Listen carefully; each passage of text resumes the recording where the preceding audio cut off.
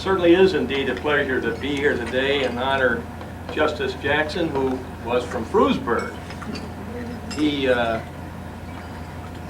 was, of course, born in Spring Creek, Pennsylvania, but he moved to Frewsburg and graduated from Frewsburg High School. Then he went on, took a postgraduate course at Jamestown High School. And then, of course, he went on to law school at Albany Law School. But Bob was 5 years old when the family moved to Frewsburg. And, of course, in that rural setting, young Bob Jackson grew up influenced in many ways by the typically American farm life of the early 20th century. To the elder Jackson, who was William Eldred Jackson, his father. And his father was a horse trader and ran a livery stable in Frewsburg. And one time Bob Jackson was riding with his father in a buggy, and they were going to exchange some horses which had been traded sight unseen. And the boy asked his father, "How do you dare to trade that way, Pop, when you don't know what you're getting?" And he answered, "It's sometimes enough to know what you're getting rid of."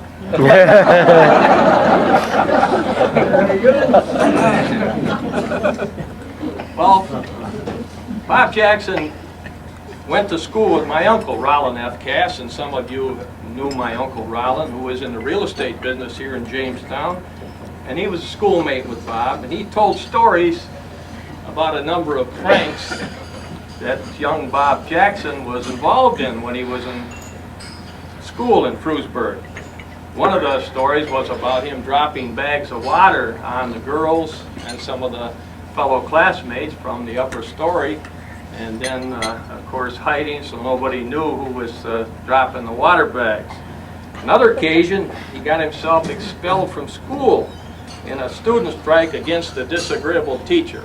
But he was an all-American boy. We had a Supreme Court justice here in Chautauqua County a number of years ago, and that was Harley N. Crosby. He was a justice of the Supreme Court, and he told this story about Justice Jackson. He said, "I recall the first time I ever met Bob, as we in Chautauqua County call him.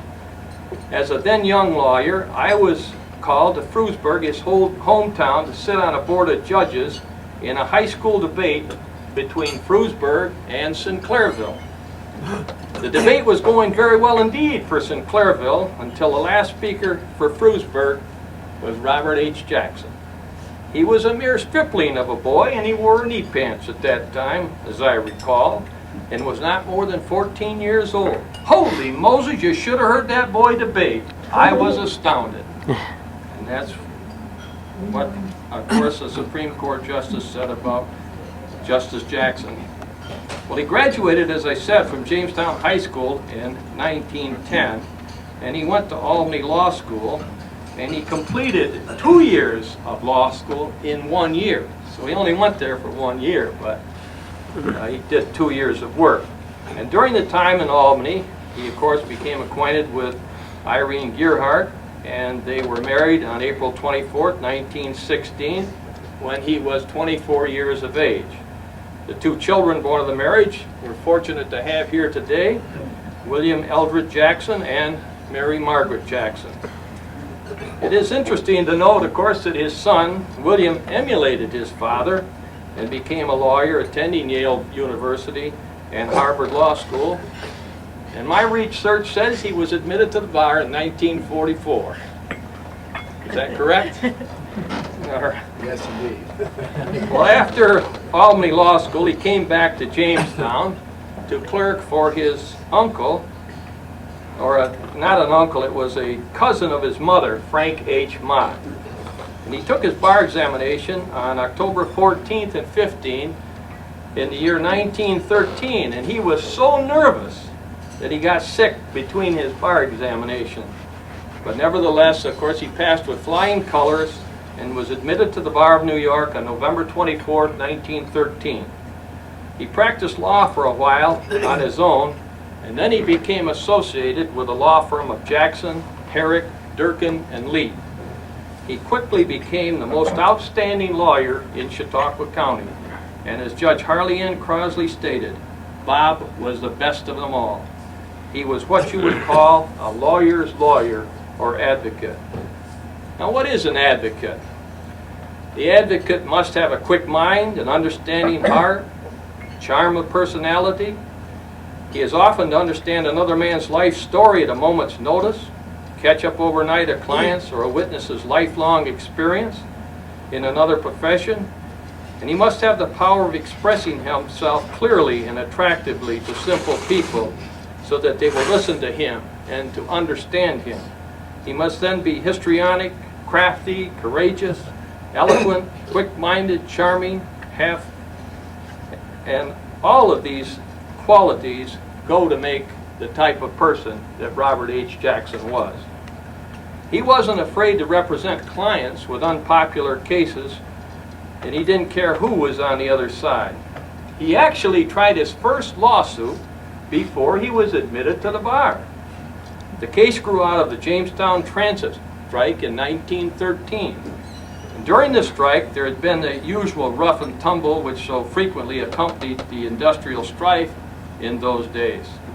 A group of the strikers had been arrested and indicted for rioting. A lawyer defending labor unions and strikers was not very popular at that time. They finally asked Bob Jackson to take their case.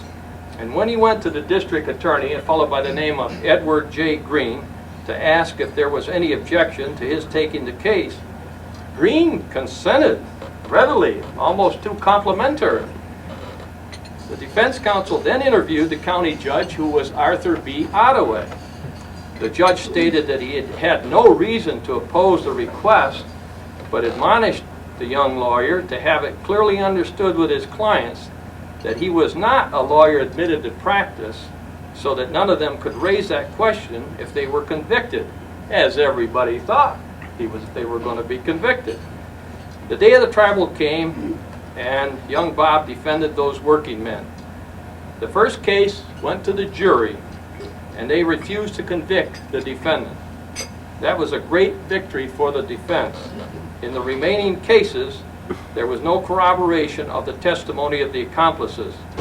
Since under New York law, the testimony of accomplices must be corroborated, the court dismissed the remaining indictments. After that victory, the young lawyer had no trouble obtaining further law business. Another rather unusual case that brought a great deal of public attention to the young advocate was a lawsuit that he instituted against an unpopular older lawyer by the name of Pickard. He was aggressive, belligerent, and had made many enemies. Pickard just seemed to enjoy bullying people. One enemy that he made was a guy by the name of John F. Jones, who was a veteran of the Spanish-American War, a former water commissioner of the city of Jamestown. Jones had been a man of some means but suffered bad luck financially, and he lost his home through a foreclosure proceeding brought on by Pickard. Under New York's old Code of Civil Procedure, a man could be jailed by a creditor to collect costs or damages in a fraud case. Lawyer Pickard issued this type of a body execution against Jones, and Jones spent the Christmas holidays in the Chautauqua County Jail. Jackson had Jones released from jail on the grounds that the former action involving Jones and Pickard was one in equity and not in fraud. The court sustained Jackson and held Jones's imprisonment was illegal. Jackson then sued Pickard. Not very often that you get one lawyer to sue another lawyer.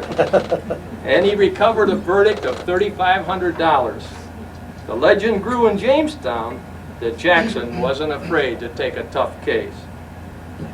And as every lawyer knows, some of the most interesting cases don't always involve the most money. In Forbes versus the City of Jamestown, Jackson had a novel case. An epidemic of typhoid fever had broken out in the Jamestown area in July of 1923.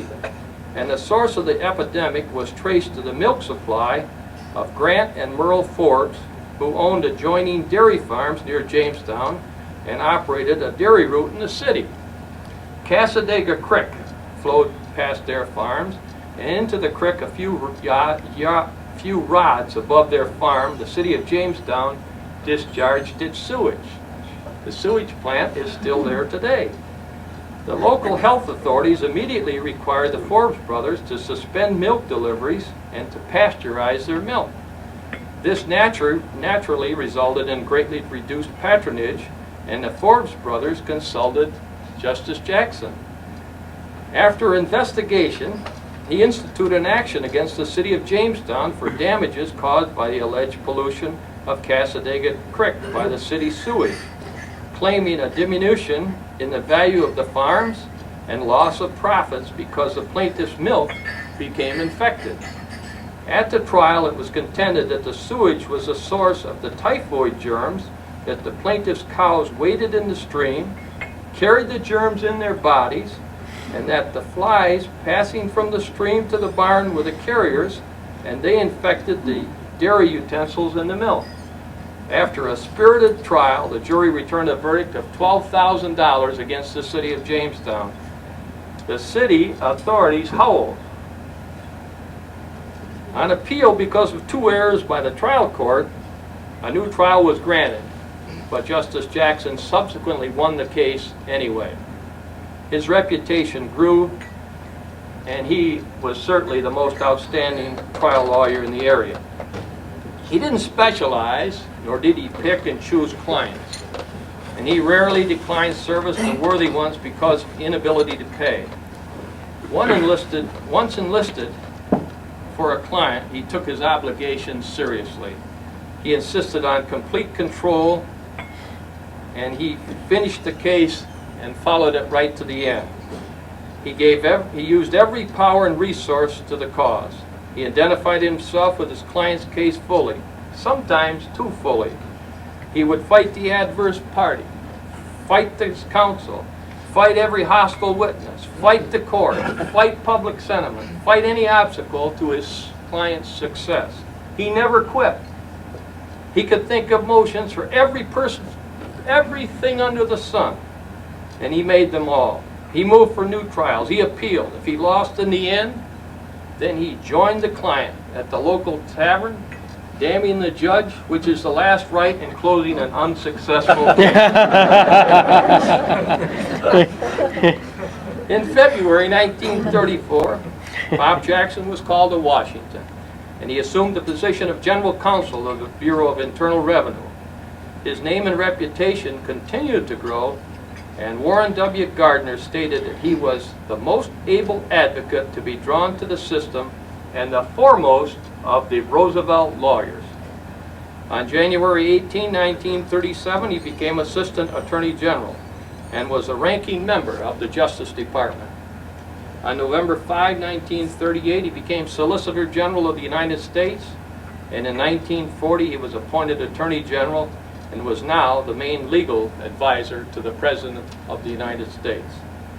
On July 11, 1941, in President Roosevelt's study, Robert H. Jackson took the oath of office and became the 87th Associate Justice of the United States Supreme Court.